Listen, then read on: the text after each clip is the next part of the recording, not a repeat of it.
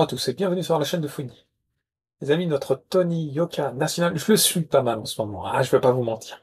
Je le suis, je l'écoute, j'observe ce qui se fait, je lis les articles, je regarde les interviews. Ça veut dire que je dois être fan quand même de Tony Yoka. Enfin, c'est pas vraiment le mot fan que je dois utiliser. Je suis fan de la boxe.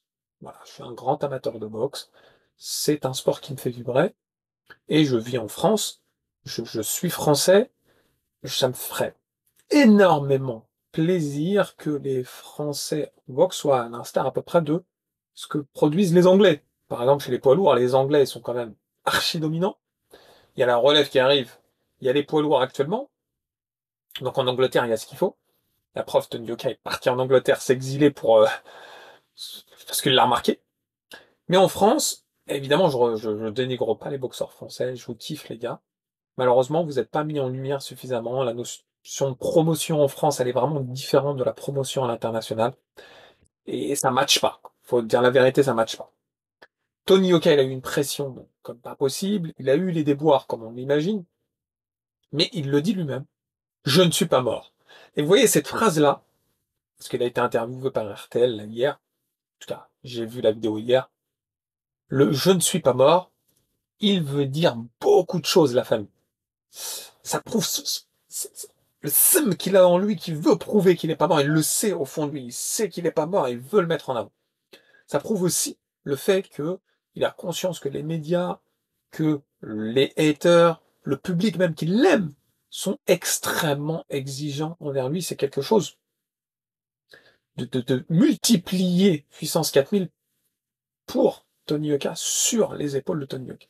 Donc on va regarder, analyser un petit peu ensemble cette interview. Bon, évidemment, c'est une journaliste RTL bon, qui pose des fois des questions un peu.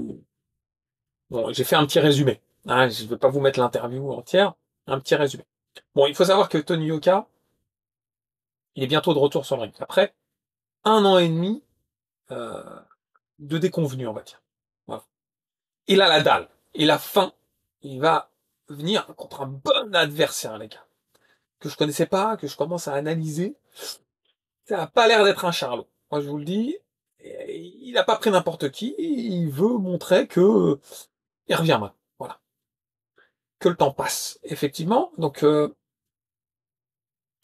il va bientôt fêter ses 33 ans le 28 avril, Tony Yoka. 33 ans dans le monde des poids lourds et vu son parcours professionnel, c'est pas vieux, les gars.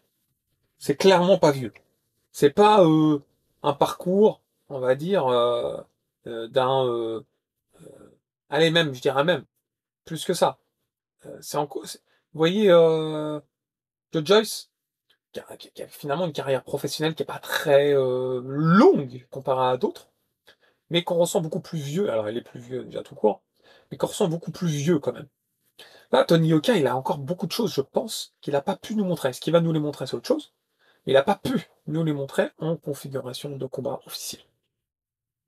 Peut-être à l'entraînement, il a fait des choses extraordinaires, mais il n'a pas encore pu les retranscrire. Ça arrive souvent dans le monde du sport, en athlétisme par exemple, où à l'entraînement, ils font des trucs de fou furieux, en longueur, etc., en course à pied.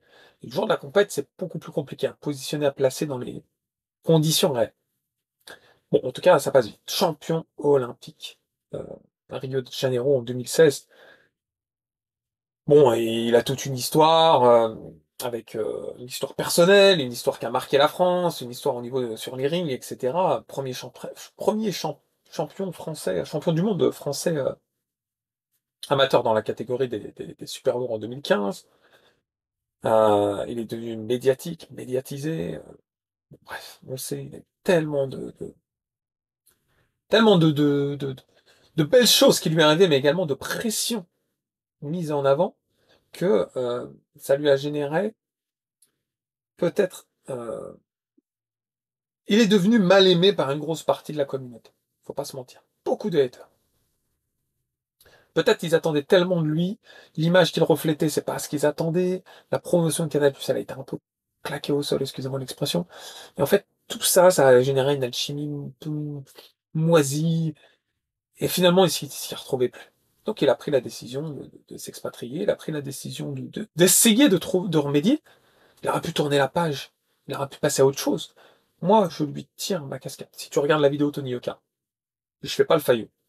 Franchement, t'as tout fait pour t'en sortir. T'es pas mort, tu le sais, et même si en mai, et ça se passe pas comme tu l'as imaginé, t'as tout essayé pour t'en sortir. Il n'y aura pas de regret. Ça, c'est clair et net. Il n'y a plus ce concept de je reste invaincu. Il a subi 3 défaites d'affilée. Il a été battu par des boxeurs moins bons que lui parfois. Parfois. Hein, dont sa dernière défaite en France. Donc, euh, on va dire sa seule vraie défaite, moi, je la vois contre Martin Bacola. Maintenant, maintenant, il a changé. Physiquement, psychologiquement, etc. Bref, venons au vif du sujet. L'interview. Donc, je vais partager avec vous euh, le résumé. Donc, Yoka dit, j'ai juste reculé pour mieux sauter et je pense que j'en avais besoin.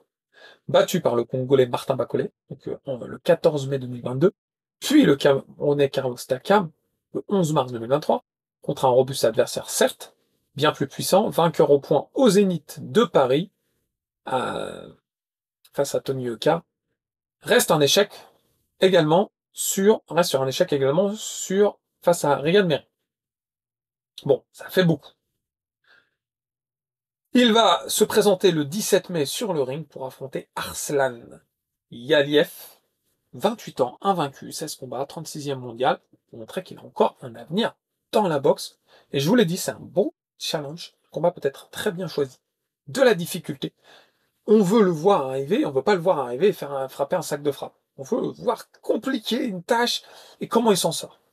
Et là, on doit le juger à sa juste valeur. Commencez pas à dire s'il bat Arslan Yaliev avec la manière.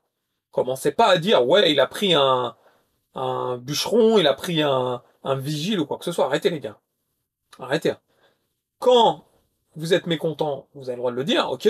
Par contre, quand il fait quelque chose avec mérite, il se remet en cause, il s'exile 1 an et demi, il se fait mal à la gueule, il se change physiquement, etc. Il revient, il l'emporte avec la manière. Les gars, soyez honnêtes et disent, voilà, bravo, félicitez-le, mettez-le en avant. Ça, c'est essentiel. Il faut que ça soit une équivalence. Il faut pas que ça soit une implication. Je te bourrine la gueule quand tu foires, et quand tu réussis, je te fais pas d'éloge. Ça c'est important, la femme. Il dit, je suis quelqu'un d'hyper fier. J'ai à cœur de prouver à mon public que je ne suis pas mort. C'est important ça, les gars. C'est important. J'ai juste reculé pour mieux sauter et je pense que j'en avais besoin. 49e mondial, hein. Tony Yoka, il a confié ça sur RTL ces derniers jours. Le Français s'entraîne désormais à Londres. Avant, j'étais aux États-Unis. Là, je suis plus proche. Je peux rentrer. Je pense que ça, c'est important pour lui. Un peu quand je veux, pour voir les enfants, pour voir la famille, etc. Il est très familier. Sur ses réseaux sociaux, Instagram, etc., on le voit. Je crois qu'il est converti à l'islam, on le voit souvent après le ramadan, etc. Je pense qu'il a dû se marier avec une musulmane ou il est devenu musulman. Il poste des photos de ses enfants, etc. C'est quelque chose qui lui tient énormément à cœur et je pense que ce contexte familial, il est essentiel pour un retour psychologique, etc. Ça c'est très important. Le fait qu'il puisse rentrer quand il le veut, etc., c'est important aussi. C'est vrai que le fait d'être à 9 heures de décalage horaire, à 12 heures d'avion, c'était un peu trop pour moi de partir 2-3 mois. Ça me convenait pas dans ma vie familiale, et ça c'est important. J'ai pris 1 année pour moi, pour prendre du poids. J'ai pris 10 kilos de muscles. J'ai beaucoup travaillé. J'ai fait 2 combats en Angleterre pour reprendre la confiance. Et ça, c'était important. Réapprendre à aimer mon sport. Contre Yaliev, Yoka livrera le 15e et dernier combat qui le lie avec Canal+. Ce qui est essentiel, les gars. Et franchement, c'est le travail psychologique, le travail de reconsidération et le travail physique associé qu'il a pu entreprendre. S'éloigner de sa famille, se mettre dans des conditions compliquées, tester différentes configurations États-Unis, ça fonctionne pas, Angleterre, on va voir si ça fonctionne, etc.